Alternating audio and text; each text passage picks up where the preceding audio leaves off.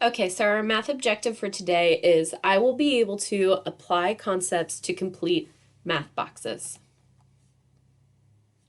So I'm going to read the questions for you, just if you need them. And if you don't need that, then you can go ahead and just complete the assignment, or at least the math assignment. So, what fraction of the distance from 0 to 1 did the triangle move? Number 2, fill in the blanks. 2 times 10 plus 3 equals blank plus 10 times 2. It is important that you solve one side that is complete before trying to figure out the next. All right, next one is 12 plus 3 times 3 equals 3 times plus 12. 5 times 4 times 2 equals times 4 times 2. Times 2 times 6 equals 2 times 2 times 6. Number 3, use fraction tools or drawings. Chris ran 7/8 of a mile. Adam ran 5/8 of a mile. Who ran the greater distance? And put the student's name here.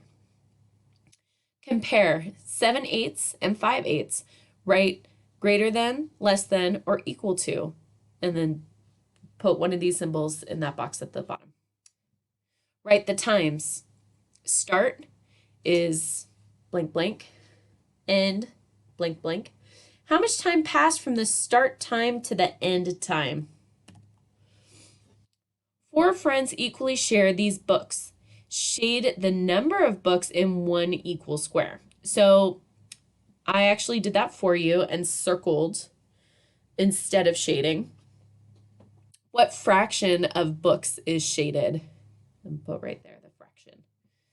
Estimate the perimeter of the basketball court and then find the exact perimeter. So first you estimate, so round each of these to the nearest 10, okay? Add them together. And remember, perimeter is all of the sides added together, not multiplied. Write greater than, less than, or equal to make each number sentence true. Use fraction number line poster to help. Or I think it's actually best and easier to draw these out either as fraction circles or as fraction strips. And it's really easy because you're comparing each of these to 1. Fill in the circle next to each name for 200. So instead, you're actually going to solve each of these and you're going to put either a yes or no that it equals 200. Okay. Fill in the rule and the missing numbers. So for this one, we don't know the rule. We know that, oh, whoops. Sorry, we need to actually put a little something here so you can write the rule. So we got from 4 to 16, okay?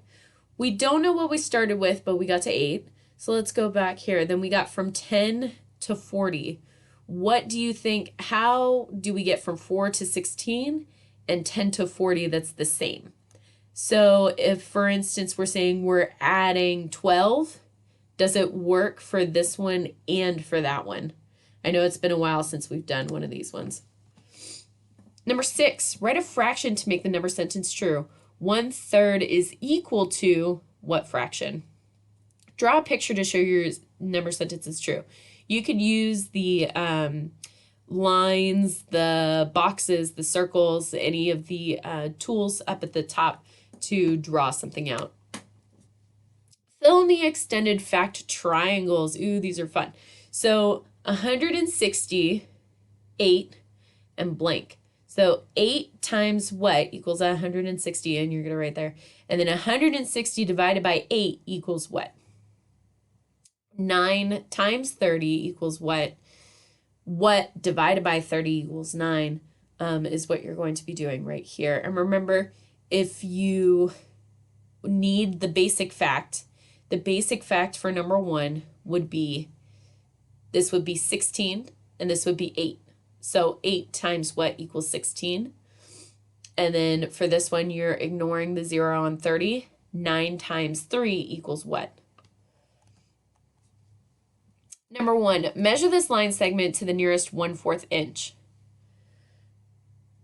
This one, number 1 here, was actually done for you, so don't worry about doing this one. Solve. 8 times 2 equals what? 80 times 2 equals what? 9 times 3 equals what? 9 times 30 equals what? More on those extended facts. Fill in the missing numbers on the number line. We have 0 halves, blank, 2 halves, blank, and 4 halves. Write 2 different fractions that name the shaded areas of both rectangles. So what would the fraction be here? Think of the whole, all of the boxes as the whole. So we have 1, 2, 3, 4, 5, 6. That means 6 would be our whole. Use facts, counters, or drawings to help you solve the problems.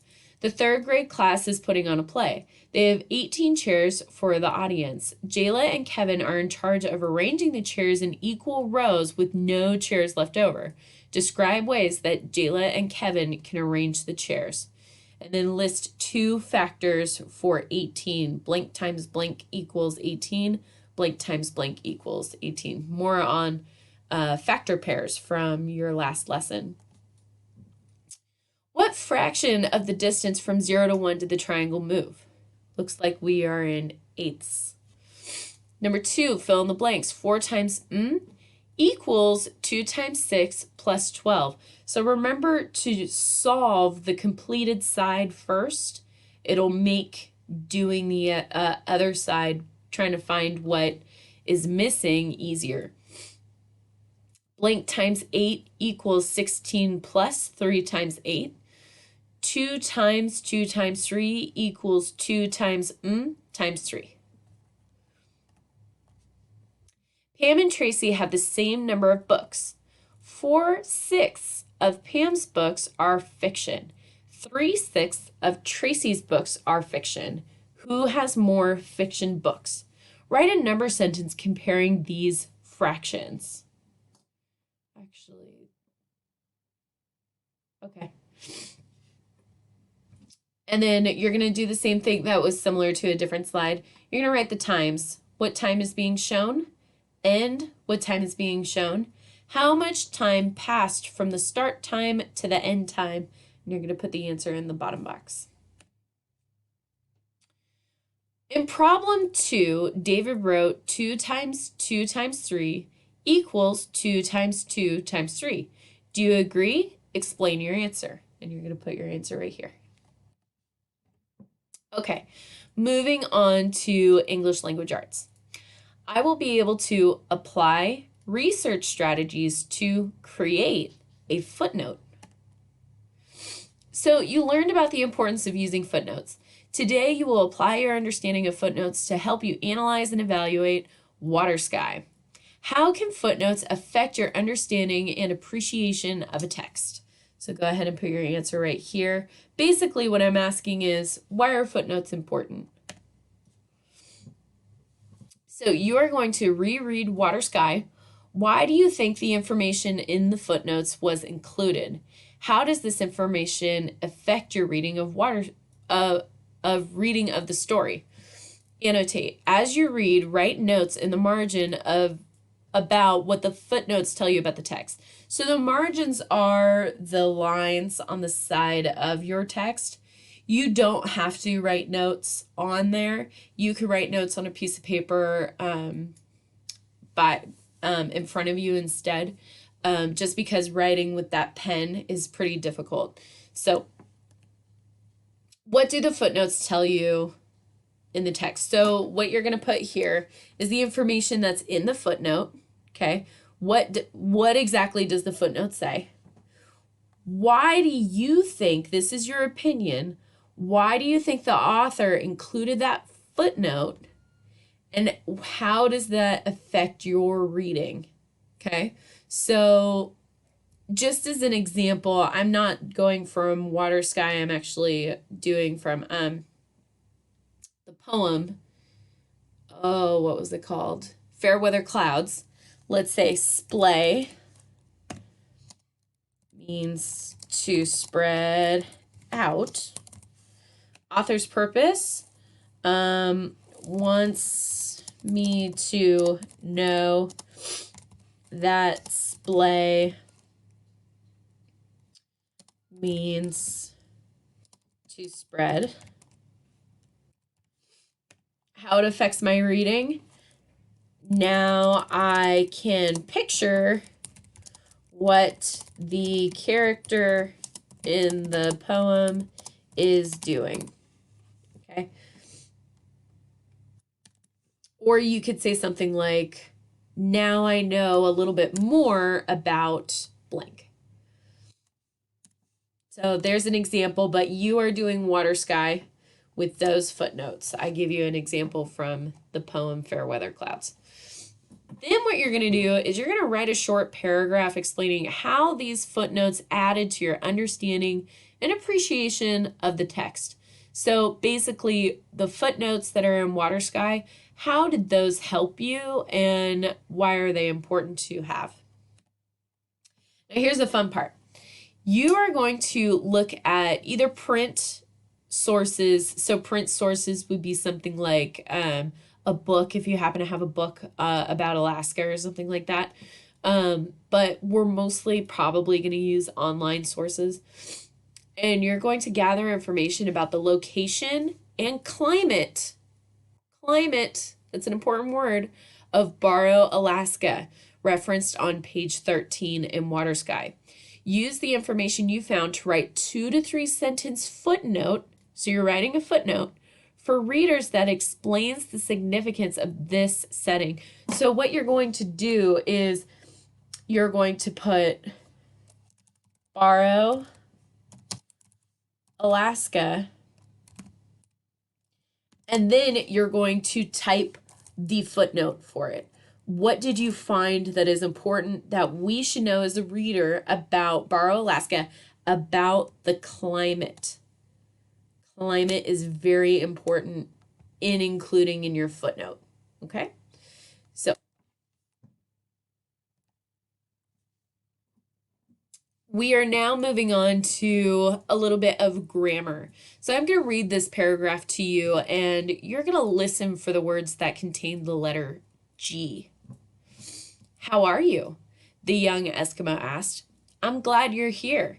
His exceptionally dark eyes were slanted upward as if he were perpetually smiling. His cheeks were broad and high, like those of the Eskimos in the painting that hung above the fireplace in Lincoln's home. It had been a centerpiece for his childhood thoughts on rainy days and snowy nights.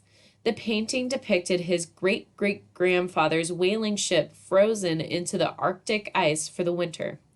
Kids like Cusick were playing baseball on the ice with the adult Eskimos and the Yankee whalers, as the whalers from Boston and New York were called.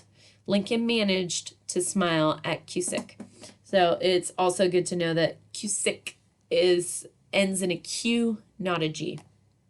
So words that had the letter G in it were glad, smiling, painting, hung, great, grandfather, whaling, playing, managed, and also young. Young was one of the first ones up there. In most words, the letter G is pronounced with the hard sound G, like golf. Say golf.